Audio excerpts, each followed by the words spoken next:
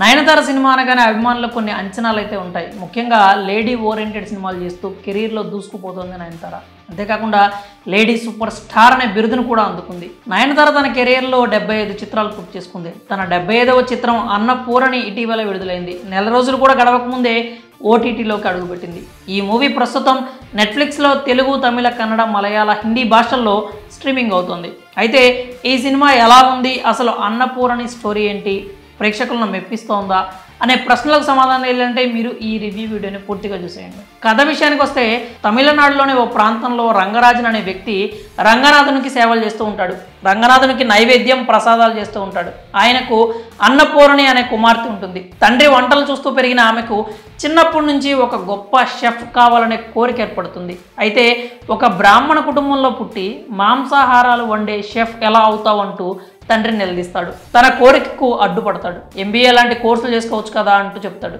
అయితే అన్నపూరణికి తన స్నేహితుడు ఫర్హాన్ తోడుగా నిలుస్తాడు. ఎంబీఏ, షెఫ్ 2 కోర్సులు ఉండే కళాశాలలో చేరుతుంది. తండ్రికి తెలియకుండానే షెఫ్ అవ్వాలనుకున్న అన్నపూరణి కళ నెరవేరుతుందా, తండ్రి చెప్పిన బాటలో ఎంబీఏ చేసుకొని పెళ్లి చేసుకుందా అనే ప్రశ్నలకు సమాధానాలు తెలియాలంటే మీరు ఓటీటీలో స్ట్రీమ్ అవుతున్న అన్నపూరణి సినిమా చూడాల్సిందే.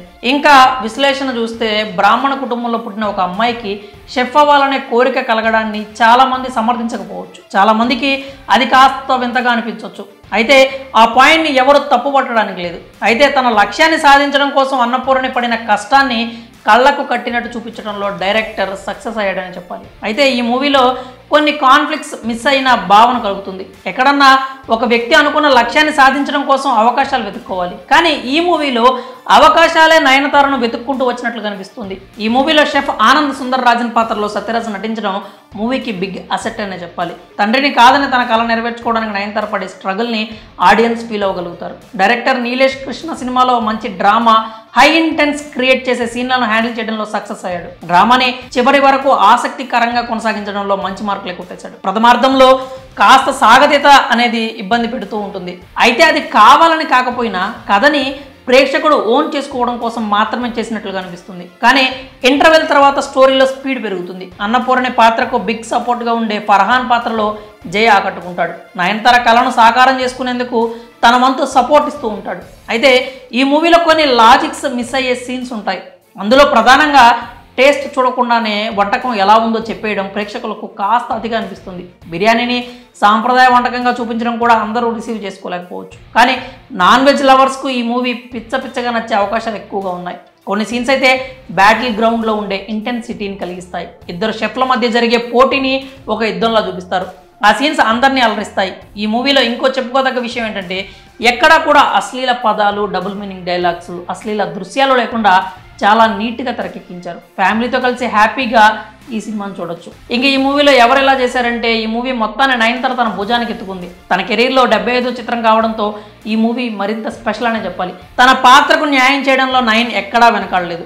బాధ, సంతోషం, తపన వంటి ఎమోషన్స్ని నయనతార ఎంతో చక్కగా పలికించింది. ఇంకా షెఫ్ పాత్రలో కనిపించే సత్యరాజ్ యాక్టింగ్ గురించి కూడా ప్రత్యేకంగా చెప్పుకోవాలి. పాత్రకు సత్యరాజ్ బిగ్ అసెట్ అనే చెప్పాలి. జై కూడా ఫర్హాన్ పాత్రలో ఆకట్టుకుంటాడు.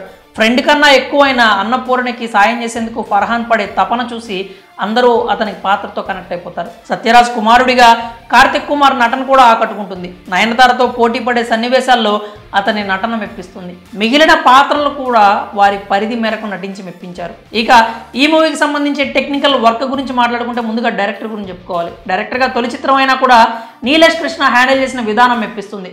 ఒక వ్యక్తి లక్ష్యం కోసం పడే కష్టాలు, చేసే పోరాటాలను కళ్ళకి కట్టినట్లు చూపించాడు. ఎడిటింగ్ విషయంలో ప్రవీణ్ ఆంటోనీ పనితనాన్ని మెచ్చుకోవాలి. సత్యన్ సూర్యన్ సినిమాటోగ్రఫీ కూడా ప్రేక్షకులకు బాగా నచ్చుతుంది. తమను అందించిన సంగీతం అందరినీ మెప్పిస్తుంది. ముఖ్యంగా ఇంటెన్స్ సీన్స్లో బీజిఎం ఆడియన్స్ని బాగా ఆకట్టుకుంటుంది. నిర్మాణ విలువలు కూడా ఎంతో బాగున్నాయి. ఇంకా ఓవరాల్గా ఈ మూవీకి సంబంధించి ప్లస్ల గురించి మాట్లాడుకుంటే ఈ మూవీకి నయనతార బిగ్గెస్ట్ అసెట్ అనే చెప్పాలి. అలాగే కథనం కూడా మెప్పిస్తుంది, మ్యూజిక్ కూడా ఆకట్టుకుంటుంది. ఇక ఈ సినిమాలో మైనస్లు కూడా ఉన్నాయి. అవేంటంటే సినిమా కొంచెం లెందీగా అనిపిస్తుంది. అలాగే లాజిక్లెస్ సీన్స్ అనేవి కొంచెం ఇబ్బంది పెడతాయి. ప్రథమార్థంలో సాగతీత కూడా కాస్త ఇబ్బందిగా అనిపిస్తుంది. ఇక ఓవరాల్గా ఈ సినిమా గురించి చూసుకుంటే ఫ్యామిలీతో కలిసి సరదాగా ఒకసారి అయితే చూసేయచ్చు. ఇక ఈ మూవీకి మేము ఇచ్చే రేటింగ్ ఏంటంటే 2.5 స్టార్స్ అవుట్ ఆఫ్ 5 స్టార్స్. మరి నయనతార నటించిన అన్నపూరణి సినిమా మీరు చూసారా? చూస్తే మీకు ఎలా అనిపించింది? మీరు ఎంత రేటింగ్ ఇస్తారు? మీ అభిప్రాయాలని కూడా కామెంట్స్ రూపంలో తెలియజేయండి.